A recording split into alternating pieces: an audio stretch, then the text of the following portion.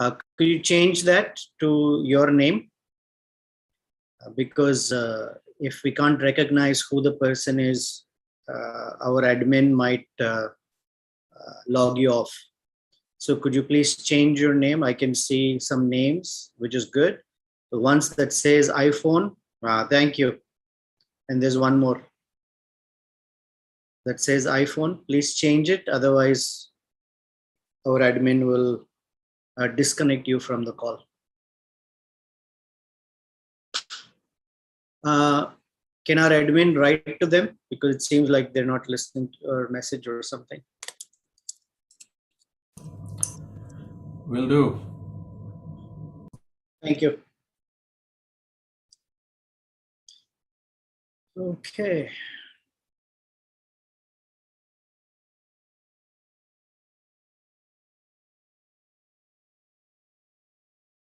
Okay, let's start then. Om Ajnana-timirandhasya Jnananjana-shalakaya Chakshurunmilitam Yena Tasmai Shri Gurave Namaha Shri Chaitanya Manobhishtam Sthapitam Yena Bhutale Swayam Rupah Kada Mahyam Dadati Svapadantikam Vancha Kalpatarubhyascha Kripa Sindhubhya Evacha Patitanam Pavanebhyo Vaishnavebhyo Namo Namaha Shri Krishna Chaitanya Prabhu Nityananda Shri Advaita Gadadhara Srivasadi Gaura Bhakta Vrinda Hare Krishna Krishna Krishna Hare Hare Hare Rama Rama Rama Hare Hare Manojavam Marutatulya Begam Jitendriyam Buddhimatam Varishtam Vatatmajam Vanarayuta Mukhyam Shri Ramadutam Shirasa Namami Pujantam Rama Rameti Madhuram Madhuraksharam Aruhya Kavita Shakham Vande Valmiki Kokilam Apadam Apahartaram Dataram Sarvasampadam Lokabhiramam Shri Ramam Bhuyo Bhuyo Namamyaham Dakshine Lakshmano Yasya Vame Cha Janakatmaja Purato Marutir Yasya Tam Vande Raghunandanam.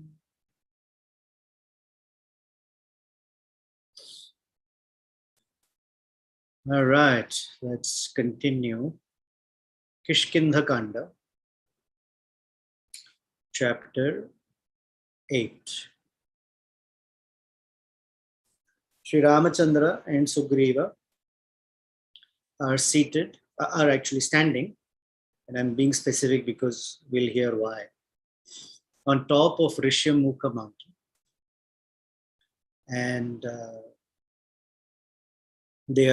Sugriva particularly is speaking about the joy that he has in having formed a friendship with Ramachandra. And he says that our friendship, Ramachandra, is what I call true friendship. And it is true, or it is genuine, because among friends or between friends, there is no hesitation to share one's wealth, one's happiness, one's own property for the sake of friendship. So this is what Sugriva said. Dhanyaha, dhanaha, not dhanya, dhanaha, tyagaha, sukha tyago, desha tyago api va anagha, vayasarthe pravartante sneham drashtva tatha vidham. Tatha vidham means it's proper. In one's friendship, it is not proper that one shares one's wealth, one's happiness, and desha, one's property. And so Ramachandra acknowledged it by saying, Tata tatha iti. Yes, that is true. And Lakshmana was also standing there.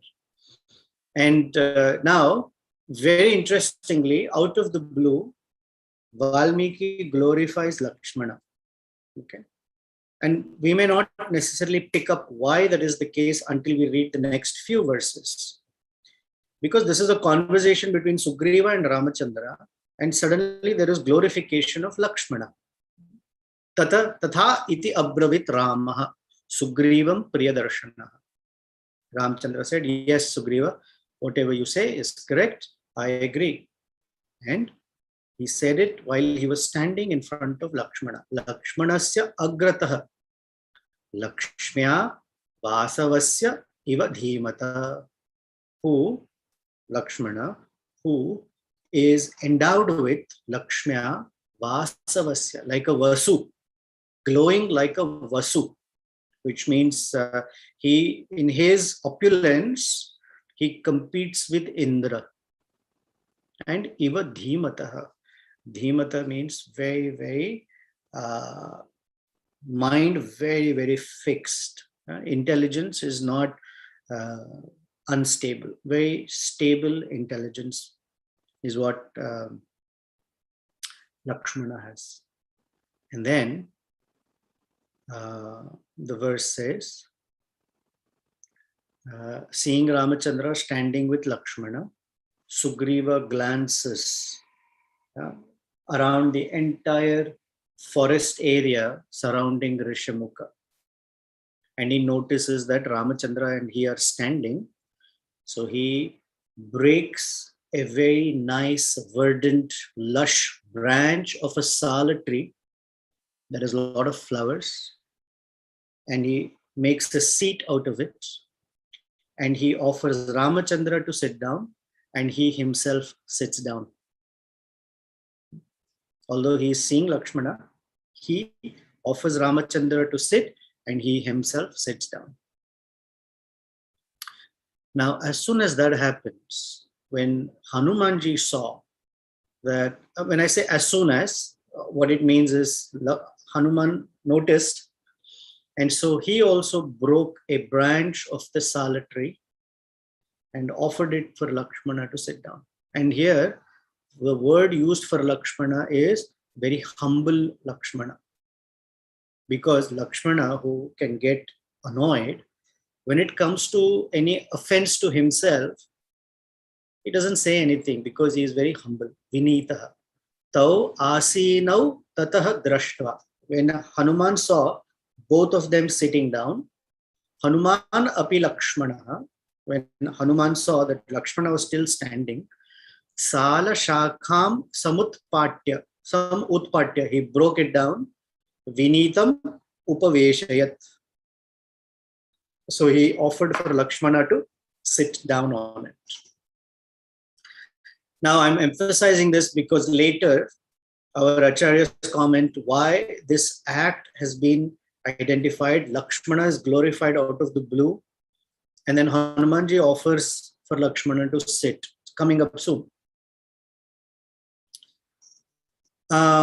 Then Ramachandra and Sugriva, who are comfortably seated on the sala tree branch, they are just enjoying sitting with each other and relishing the newly formed friendship, because both of them are very hopeful that their own goals and their objectives will be met. And it is a special gift by Providence that they have met a friend who will help them traverse and overcome their obstacles and difficulties. Then Sugriva speaks that my brother actually kicked me out of our kingdom and stole my wife. And now I am living in this region of Rishamukha under great fear. O Raghava, my brother has made me his enemy. And so now I am constantly living in fear. And that fear is such that I'm hoping that you, who like to protect those who are in a desperate condition, that you will be able to protect me. This is my humble plea to you. And when Sugriva spoke like that, Sri Ramachandra smiled, almost as if he is laughing off this situation. The laughing off is Sugriva thinks that killing Vali is going to be a very, very difficult task, almost impossible. And Ramachandra's laughing is to indicate to Sugriva that this is very easy. As they say in Hindi, bachon ka khel hai. It's very easy. So then Ramachandra said, helping my friend is an act that is within the friendship. So because he has abducted your wife, I will kill him. He makes a vow, I will kill him. Adya eva tam vadhishyami tava bharya apaharinam. Because he has abducted your wife. And then he said, Sugriva, look at the arrows that I have. They are made with very, very special ingredients. The arrows are decorated in gold and they sparkle like a flash of lightning. They are made with the reeds or the wood that from which Kartikeya's body was formed. The feathers at the back are from feathers of an eagle. And the point in the front are extremely sharp that if they pierce anything, whether a body of a Vanara, Rakshasa, Gandharva, demigod, tree, earth, they will pass through. That is the power. And the impact is that they are like venomous snakes. And so don't worry, my arrows will shatter Vali just the way a flash of lightning can shatter a mountain. So these are words by which Ramachandra is trying to give Sugriva confidence. And so Sugriva, when he heard, he said, good, sadhu, sadhu. When he heard this, he became very happy. He said, sadhu, sadhu, iti cha abravit. And then, even after this inspiring vow and confidence building commentary by Ramachandra, Sugriva goes back into lamentation. Ramachandra, I am very sad. I'm very sad because I was kicked out. I've made friendship with you. And only your friendship, I have any hope that something that I have lost will come back to me. And I'm looking for your help. And all my internal sorrow, my hang-ups, my pain, my sorrow, only you are able to relieve me of it. And saying this, Sugriva is crying like anything. And in fact, so much crying that he is unable to talk. And Sugriva is not able to stop the gush of tears from his eyes. And then he narrates again what happened. This is part of the feature that somebody who's in agony, they repeat their story again and again and again. He said, Rama, actually Vali kicked me out of our kingdom by speaking very harshly to me. His words pierced my heart very badly. My wife, who I hold greater than anything else in my life, was taken away. And those who were sympathetic with me, Vali captured them and put them in prison. This was Vali's very evil-minded acts. And from time to time, Vali would send some of his spies and warriors to beat me up and perhaps even kill me. And I have been fighting them off constantly. He's sending somebody or the other, and I've been fighting them. And sometimes I've killed all those people that have come on behalf of Vali. So when you and Lakshmana were walking through the forest, I became doubtful. I became fearful whether you are also here on behalf of Vali. And therefore, I am somehow surviving every day, preserving my life because I have some important friends like Hanuman and others who are helping me just surviving in this Rishamukha. And these few monkeys, 4 of them that are there with me, they are guiding me and they are protecting me from all around. I don't go anywhere without them. So Ramachandra, this is in brief my sad story to you. And my brother Vali actually is fearless and very, very strong. In fact, his strength is incomparable. And among all of the people in the world, he is my only enemy. And if his life comes to an end, my distress will also come to an end. And I'm in this severe grief because of all that my brother has subjected me to. So Ramachandra said, Sugriva, I hear your story. I'm curious. What is the reason that you and Vali became such strong enemies? It seemed like you love your brother, or you loved your brother very much. But what is it? Can you tell me? I want to hear of your animosity with Vali.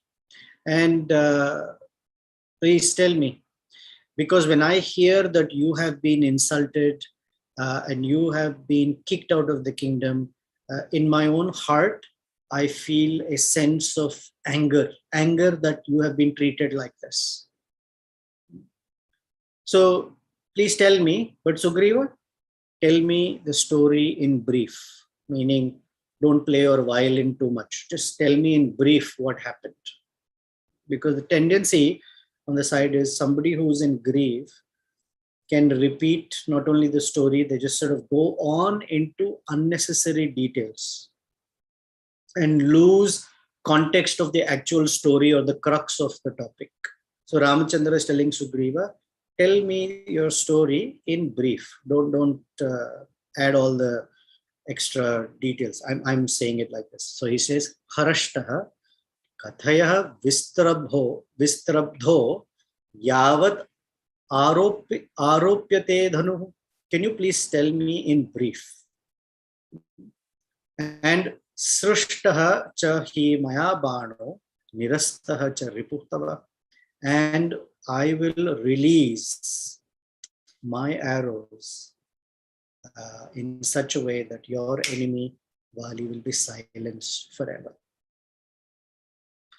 So then Sugriva starts narrating why he and Vali became enemies. And he says, Vali actually is a very, very dear brother to me. In fact, more than a brother, he was like a father to me, someone that I looked up to, I had great regard for, and he too took care of me as if I were his son. He was very loving to me. Then when our father, his name was Riksharaja, when he died, all the ministers glorified Vali immensely and collectively made him the king of all the monkeys because he's the older one. So Vali became the heir or the next king who, like my father and forefathers, ruled in such a way that he was an excellent king. And I, although his brother, always bowed down to him and served him as if he's my master and I am his servant. I never thought of him as a brother. I always saw him as my master. And I was very, very obedient in my service to him. One day, a very, very fierce demon by the name Mayavi showed up. This Mayavi was the older brother of another demon called Dundubhi. And both of these demons, Mayavi and Dundubhi, were sons of Maya, another demon by the name Maya. Actually, Mayavi and Vali became arch rivals and very, very strong enemies because they both liked the same girl. And we know in love triangles, when two friends, even if they were friends, if they fall in love with the same girl, uh, they feel that their friend is competing and they've suddenly become enemies with each other. Now, what to speak if they're not friends? Then the competition is such that they hate each other for liking the same girl. So Mayavi and Vali liked the same girl. And so for that, they became very, very arch enemies. One day, when Vali was sleeping in his palace, Mayavi came in the dead of night and knocked very, very loudly on the palace doors when everyone was fast asleep. And in the middle of the night, he challenged Vali for a fight. Now, Rakshasas become very strong at night. So when he challenged Vali for a fight, Vali, who was in deep sleep, generally when we're in deep sleep and someone calls us, wake up, we open our eyes and we're still groggy. But Vali, when he was woken up with this call for a fight, became so angry, alert, and ready. Then all of the females that were there in Vali's harem, and myself, Sugriva speaking, and I tried to prevent Vali, saying, no, no, no, please don't go. Don't go out of the palace. Don't fight with him right now because one, that guy is too great. And second, this is not the right time. But Vali, who was so angry that how dare that rascal Mayavi challenge me, sprung out of his bed and ran with all his might to kill and fight Mayavi. And I, as Sugriva, because I'm an obedient younger brother, went with Vali. And when Vali came out of his palace with all his might, that demon was scared and he ran away. And Vali chased him. And I went after my brother. So while running like this, Mayavi found a cave that was covered by grass. So it was hidden. We call it Andhakupa. Mayavi entered that place to hide away from Vali. And after some time, Vali caught up and was observing this gaping hole or cave-like cavity in the earth. And when I came there, Vali told me, I'm going after this demon and I want you to stand here and protect this cave. I will come back after killing this Maya. So I said, okay, my dear brother, I'll wait for you. And Vali entered the cave and I waited. I didn't wait 1 hour, 2 hours, 10 hours, 24 hours. No, I was waiting and waiting and waiting more than a year. 1 whole year passed and more, and I was waiting at that place because my brother told me, wait here. So what does it show? It shows Sugriva's obedience to his brother. So like that, so much time passed and I was waiting. In fact, I was started to think, hey, I haven't seen my brother Vali, who's very, very strong. He has not come out in over a year. And because I have great affection for him, I started having doubts whether he was defeated by the Rakshasa or whether he was killed. And like that, as I was waiting, after a long time, suddenly a whole bunch of blood, frothing blood, oozed out of the cave. And as soon as I saw this blood, I became very sad because instead of thinking that my brother could have killed the demon, I thought maybe my brother got killed. And from the cave, I started hearing loud noises of yelling and screaming. And it was the voice of the demon, Mayavi. But I also heard the screeches of my brother. Have you heard a monkey screech? Whatever screech they make. And when I heard this, Ramachandra, I thought that this demon was successful and he is killing my brother. Now he will come out, he will kill me and all of the residents of Kishkindha. And to protect all of them, I quickly plucked an entire mountaintop and covered that cave so that this demon cannot come out and he will choke in it. And I returned back to Kishkindha. I informed the ministers what had happened. Now the ministers said, we cannot remain without a king. We have to have a king. So after a lot of consultation, discussion, they said, we're going to make you the king, Sugriva, because you are obviously Vali's brother and you're the rightful heir. I was hesitant whether I should, but they convinced me that I should. So I accepted. And I was ruling the kingdom very, very judiciously. And I made sure that all the residents and citizens were very carefully taken care of. Now, after some time, guess what? Vali returned. He thought he's coming back to his kingdom. And when he saw me sitting on the throne, crowned as the king now, his eyes became red with anger. And he arrested, because he's very strong, he arrested all my ministers and he spoke very, very rudely to me. He says, Ramachandra, although I felt that I had the strength to counter him, to fight back, I did not. Because I remembered that I am his younger brother, that I hold Vali in great regard, because after all, he's my older brother and played the role of a father for me. I did not fight back. I simply stepped down, and I didn't want to commit the sin of fighting my older brother for no reason. So I did not put up a fight. I quietly got off the throne.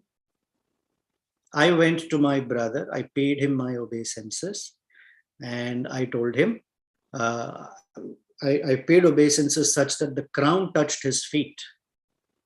And I told Vali, please take the kingdom, it is yours. Anyway, it was yours. But Vali would not accept. He was very, very angry. He was angry because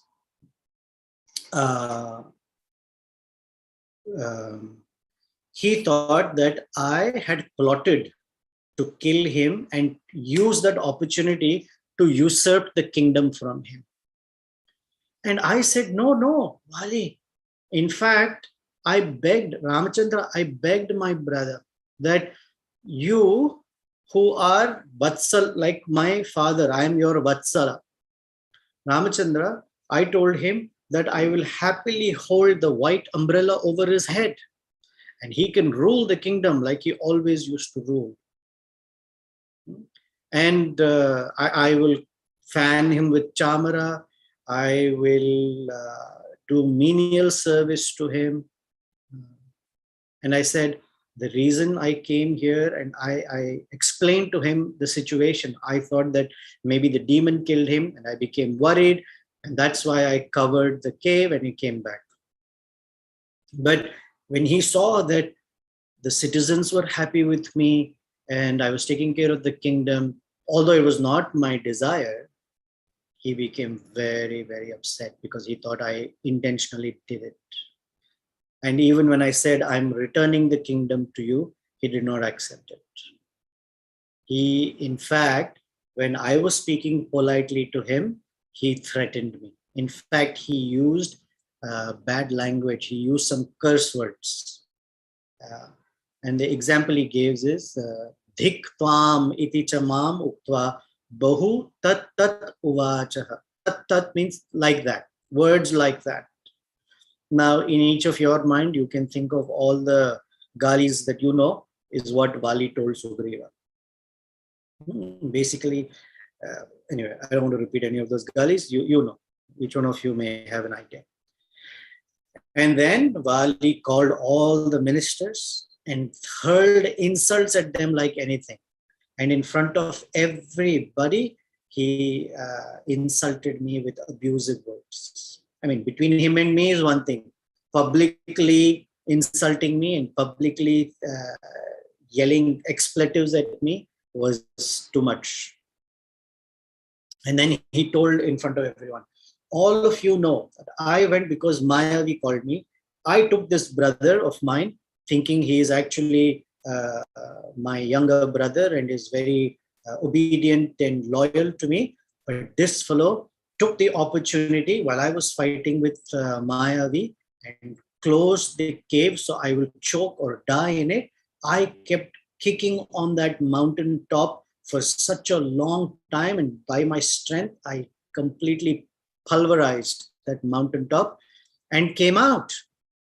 And I was angry that my brother tried to kill me, and now look at him sitting on the throne, usurping my kingdom. So not only will I kill all of you, I will kill Sugriva, I will kill all of his kith and kin, his relatives, everyone. I'm going to finish all of you. And Sugriva says, Ramachandra, I was very, very saddened. Then Vali took away my wife and kicked me out. And constantly has been trying again and again to send people to kill me. So Ramachandra, when he heard that this is what Vali had done, Ramachandra became very, very upset. And he said, that evil-minded Vali for sure will be killed by my arrow. He stole your wife. He abused you. And by such act, he has also insulted all of your ancestors. Okay, so I promise you that today, I'm saying it again, I'm promising you that I will finish Vali. And when Sugriva heard this, he became very, very happy. Tasya tat vachanam shrutva harsha paurusha vardhanam. Paurusha vardhanam, in him the confidence grew. Sugriva parampritaha satu mahat vakyam abravit. When he heard Ramachandra's great promise to him, he became very, very happy and gladdened. So I'm going to stop here and see if you have any comments and questions, because after this chapter, Vali is now, Sugriva is now going to narrate the strength of Vali. Because although he knows Ramachandra has said, I will take care of Vali, Sugriva is really unsure just yet if Ramachandra is really a match for Vali. Because Sugriva has seen how Vali has killed Mayavi. For 1 year, he has fought with Mayavi and killed him. He's going to narrate the story of how Vali killed Dundubi, how Vali has overpowered anybody and everybody in all the directions. And here is Ramachandra, 24, 20, not 20, a little over 24 plus something, 30 some young prince. Whether he is actually a match for Vali or not, Sugriva has doubts. And that's what we will hear next week. So any questions, comments, thoughts? Hare Krishna, Prabhuji. Please accept my humble obeisance. Thank you for the nice class. Kirti here, Prabhu. One comment and two questions, Prabhu. It appears that Sugriva is more hurt by the words of Vali than his deeds. At least that's the sense I got from your narration. He keeps repeating the words that Vali said to him, and discredited his service and doubted his intentions. So it looks like that was more hurtful for Sugriva than Vali's actions. Is that the correct reading, Prabhu? Yes, that is always the case.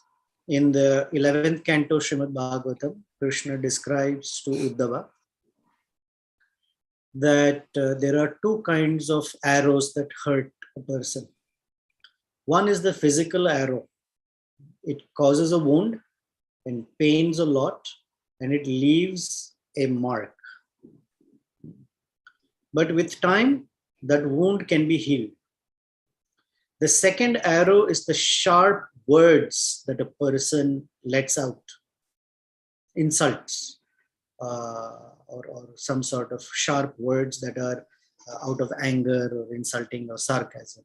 And he says, those arrows pierce the heart, the subtle heart. And that wound cannot be healed easily. So yes, words are even more hurtful. That's why Krishna also tells Arjuna, Arjuna, if you run away from this battlefield, people may forget, the event, but they will speak badly about you. They will say, Arjuna ran away. Arjuna is a coward. And those words will haunt you for the rest of your life. Because for a Kshatriya, insult is worse than death. Because with death, the event is over. But with insult, it remains for the rest of one's life. So yes, his words are very painful. Thank you, Prabhuji. The second, the first question rather, is Sugriva says that Vali was a father figure for him after his, or at least Sugriva served Vali and regarded him as a father figure.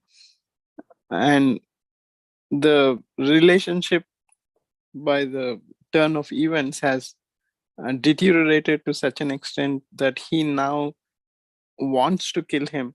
So I'm just trying to wrap up my mind here. I understand all the wrongdoings that Vali did, but Sugriva is not thinking of kind of teaching him a lesson or forgiving him. Rather, he wants to kill his brother. On the other side, other side, Prahlad Maharaj? No, I was thinking more like Arjuna, where he regarded Bhishma, Drona, all these elders as his father figure, and there wasn't like big wrongdoing against that they did, but still, when they were fighting in the battlefield of Kurukshetra, he could not bring himself to fight against them or kill them, but he felt it was like he was bound by service or duty as instigated by Krishna to kill them. But here I'm trying to understand, is this desire that Sugriva wants to kill his brother, is it out of duty, is it out of service, what is going Just on? Human emotion or monkey emotion, if you want. Vali was very, very obnoxious. Not only took away his wife, kicked him out, insulted him, constantly sent people to kill him. So from Vali's side, that relationship has been completely damaged. So now that relationship doesn't exist between the two. For Sugriva also, that relationship doesn't exist. Now Arjuna was different. Sugriva is different. There's no rule that they all have to be the same or they have to feel the same way. Not necessary. But there are certain things, even Arjuna, who felt like that for Bhishma Dev and Dronacharya, in the middle of the war, when Yudhishthir Maharaj tells Arjuna, get rid of your Gandiva bow, you're not capable of killing them, Arjuna becomes so angry, he raises his sword to kill Yudhishthir Maharaj, his own older brother. Because nobody dares to tell Arjuna, give up your Gandiva. In fact, there is a promise Arjuna has made. If anyone ever says, give up your Gandiva, I will finish them. So it doesn't mean that it makes Arjuna less of a subservient younger brother, or it's the emotions at that point and the Kshatriya word that they have to stand by. So in this case, Sugriva feels this way. It's just, we see that as the spectrum of emotions. Arjuna had this. Arjuna said, I don't want to kill. Oh, I'm too attached to my grandfather. And Krishna laughed and said, come on. This is what you need to do. Here, Sugriva is not thinking dutifully. Sugriva is coming from a point of grudge for his brother. Thank you, Prabhuji. And there's such contrast in the relationship between Rama and Lakshmana and the brothers. Whereas here, Vali and Sugriva, they are also brothers, but here their relationship has degraded. And Lord Rama says that he wants to help Sugriva kill his brother. And it's just like this huge gulf of difference between the two relationships. Sorry. I was just trying to understand, like in day-to-day life, there's so much misunderstanding that happens when people express their words. And here in case of Sugriva, he's trying to explain his point of view, but it's not received. How to deal with this kind of situations where do what Sugriva did, take shelter of Ramachandra. Okay. Take shelter of Ramachandra, first step. Sugriva tried, but Vali was not willing to reason at all. And let's look at different things. There is Ramachandra and Bharata. Ramachandra said to Bharata, I don't want the kingdom, you take. Bharata said, I don't want the kingdom, you take. They were arguing about that the other should take the kingdom.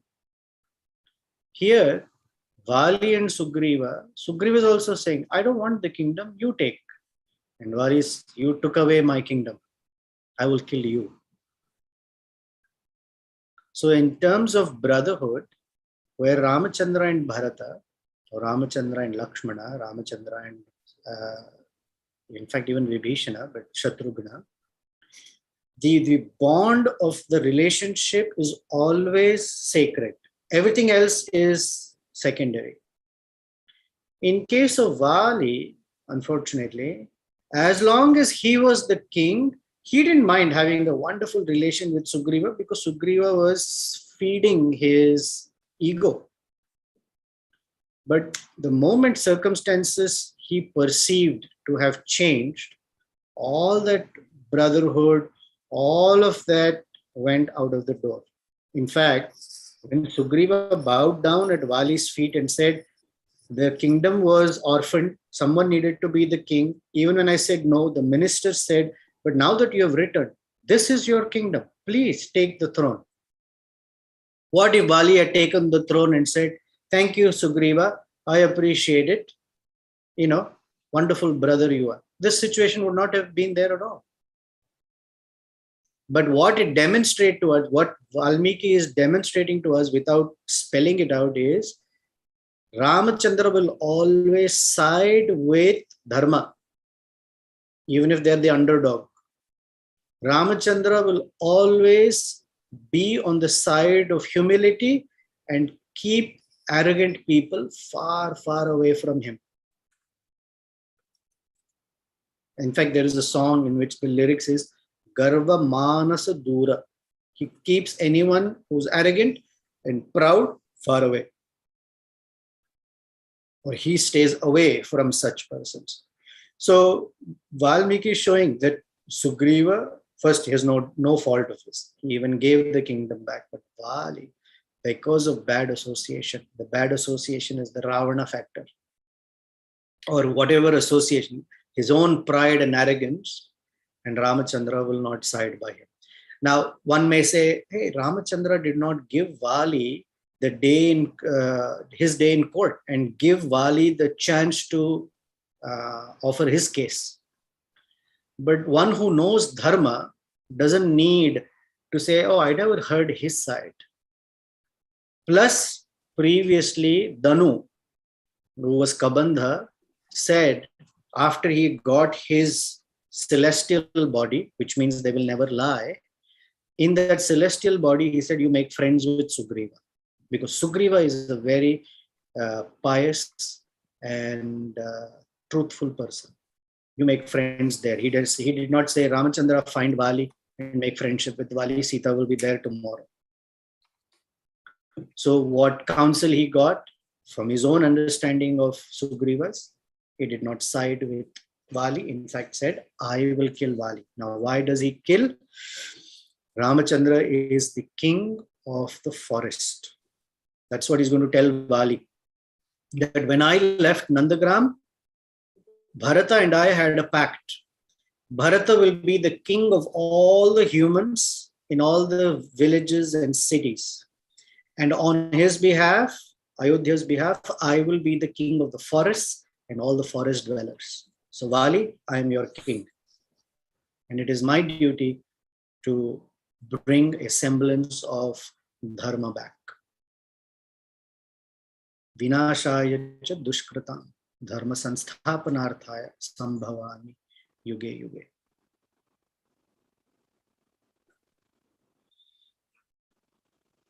You didn't even ask the question. I just went on a rant, some little diatribe of my own. Sorry. Hare Krishna, Prabhu. Well, Kirti, are you done? Yes, Prabhuji. Thank you so much. All right. Yes. Parama Yes, Karuna. Prabhu. Yes, Prabhuji. I have a doubt, and please help me.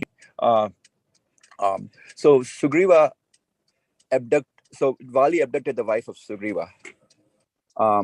And my first question, Prabhu, when Vali was in the cave fighting with the demon, and when Sugriva became the king, what happens to the Vali's wife? Do you have any information about that? Or Sugriva took Vali's wife, or? It doesn't say. Sugriva doesn't say. But we know what happens after Vali's death. Tara becomes Sugriva's consort. Yes. So this is like an exchange of wives. Sorry to tell you, but let's say if Vali abducted the wife of Sugriva, why did that wife, if she's a chaste wife, why did she went to the Vali? I'm sorry, this is a question going on from last 30-40 years when I was seeing the Ramayana serial in India. So Tara is a very chaste lady. In fact, Tara's birth is a very, very pious and very elevated birth. Some commentators say Tara is one of the apsaras that came from the churning of the milk ocean. Regardless, one is they are Vanaras. So we cannot apply human rules on Vanaras. As long as Sugriva was alive, Ramachandra objected that Vali had taken away Sugriva's wife when Sugriva was alive. And Sugriva treated Vali like an older brother. In fact, father, not treated like older brother. He was older brother, but fatherly. And an older brother is like the father-in-law. So he took away his own daughter-in-law. That was the severe evil deed that Vali did. However, after Vali was dead, because our Vedic system says that woman needs protection, although Angada is there, he's still very young. According to Vanara rules, once the husband is dead, there is no thing that stops her from marrying again. Even in human rule, according to Manu Samrita, it is there that if the husband is dead, a woman can remarry if she wants to. And especially in the Vanara. So Tara's fidelity or chastity is not questioned because Vali is dead. At that time, within the Vanara system, it's not like Sugriva is like my son. He's the king, and if she's asked to be the queen, she'll be the queen. It is the Vanara rule. Don't impose the human factor into it. Because Ramachandra did not object. Ramachandra, who will never budge an inch from Dharma, ever objected to Sugriva's accepting Tara. That means Sugriva got the stamp of approval from Ramachandra. Yeah, that makes sense. Thank you. Yeah.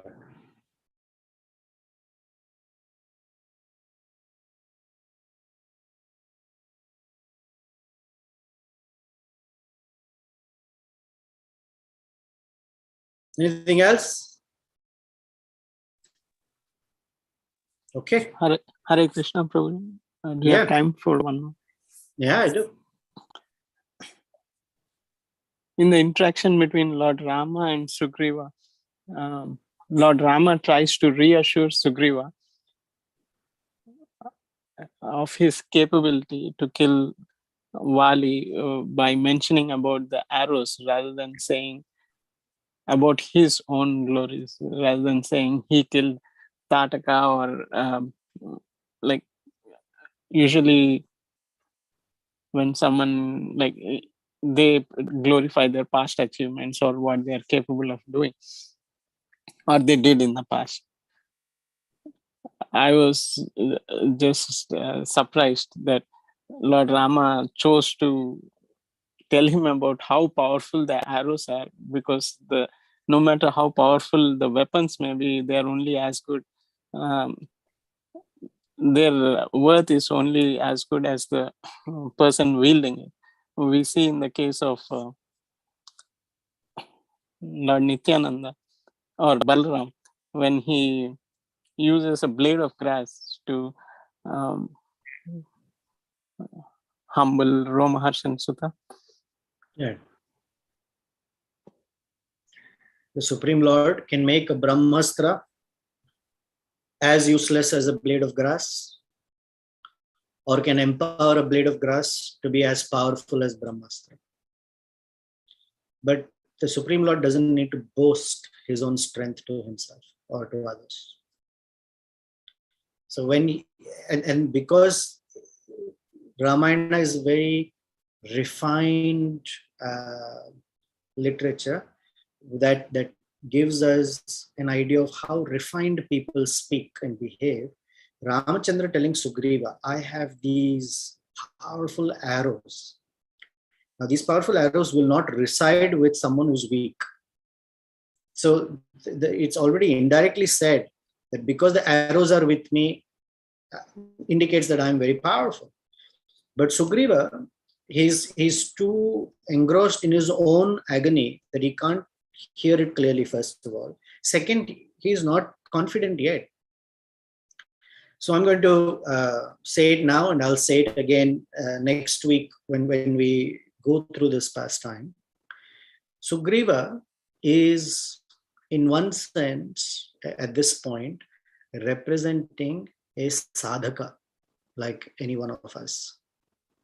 And for a sadhaka, although we know that the Lord we worship every day, whether Gaurnitai or Jagannath, Baladev, Subhadra, or Ramachandra and Sita Devi and Lakshmana, or Narasimhadev or Radha Krishna, somewhere we don't have full confidence and trust in the capability of the Lord. And there is this sense of doubt or insufficiency that, will really Krishna enter the scene and help me? Will Ramachandra help me? Will whatever. It's still, we don't have full confidence. And that is why Rupa Goswami says, Nishchaya Dhairya. Nishchaya must be there. Avashya Rakshibe Krishna. That Nishchaya is still to be blossomed and developed. We're on the track.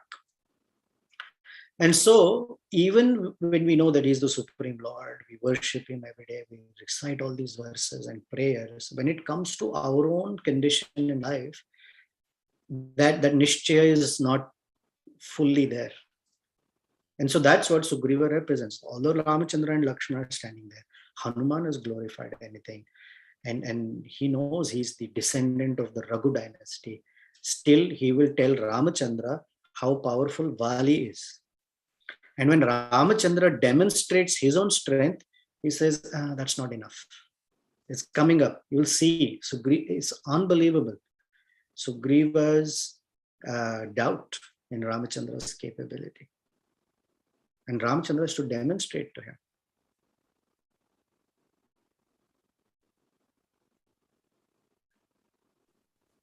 Thank you, Prabhu. And Ramachandra, being very refined, doesn't say, I'm very strong. Finally, he will shoot an arrow that goes through the sala trees, and Ramachandra will ask Sugriva, this is good enough? Yes, yes, my gosh. Thank you, Prabhu.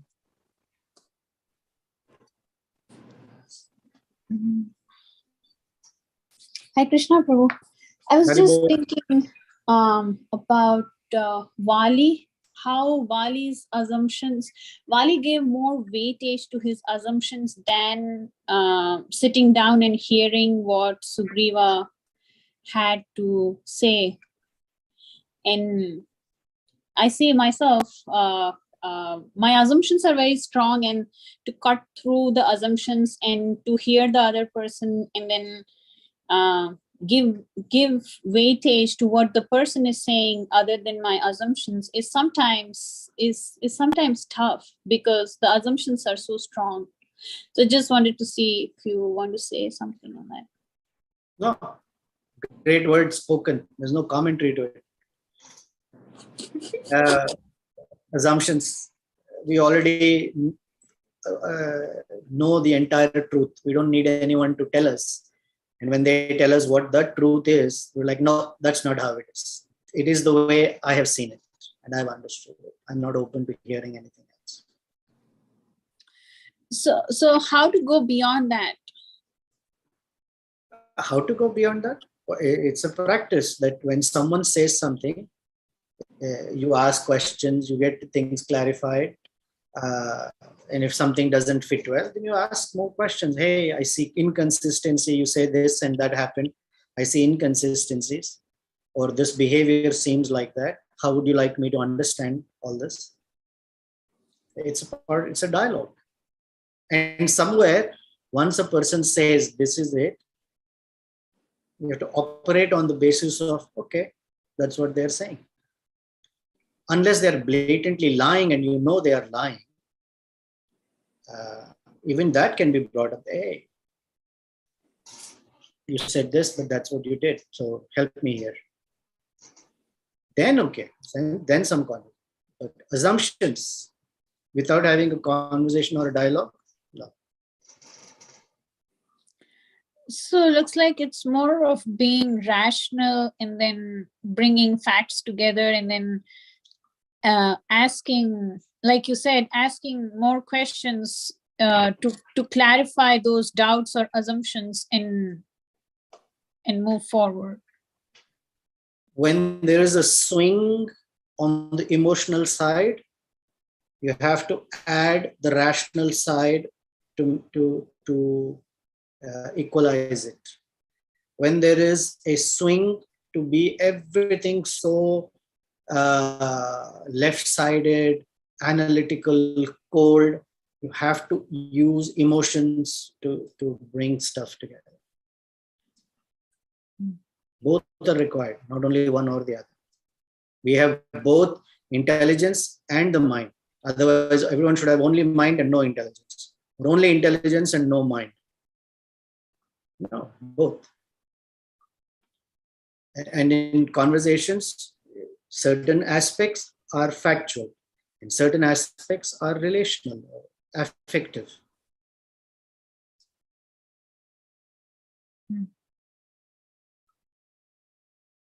Okay. When Thank you. Arjuna is swinging heavily on the emotional side, Krishna speaks facts, rational stuff to him. And then when that conversation has come to some sort of equilibrium, Krishna will then speak his heart on the emotional side of things.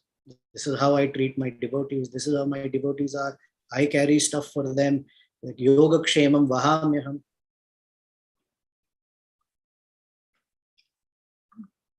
But the entire first section of Bhagavad Gita is just the rational side for Arjuna.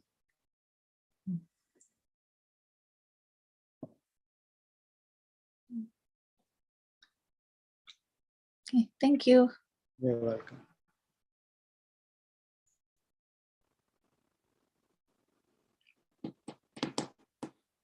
Okay, anything else? If not, we'll meet you next week. Thank you. Thank you for joining. And we are hoping that in our life, as Sugriva has demonstrated, that we stay away from the traits of Vali, become closer to Ramachandra through friendship, like Sugriva did. Of course, they think of themselves, or Sugriva thinks of himself as equal to Ramachandra, because it's a particular friendship. But that doesn't stop us from being friendly to the Lord and seeking his presence in our life. And the way he will be present is if we remain fixed or grow. I shouldn't say remain, because I'm not fixed. To grow in being dharmic. And the more we are fixed in living, speaking, and thinking in a dharmic way, we are assured that Ramachandra's presence in our lives will manifest and stay. So thank you, and see you again next week. Hare Krishna. Srila Prabhupada ki jai.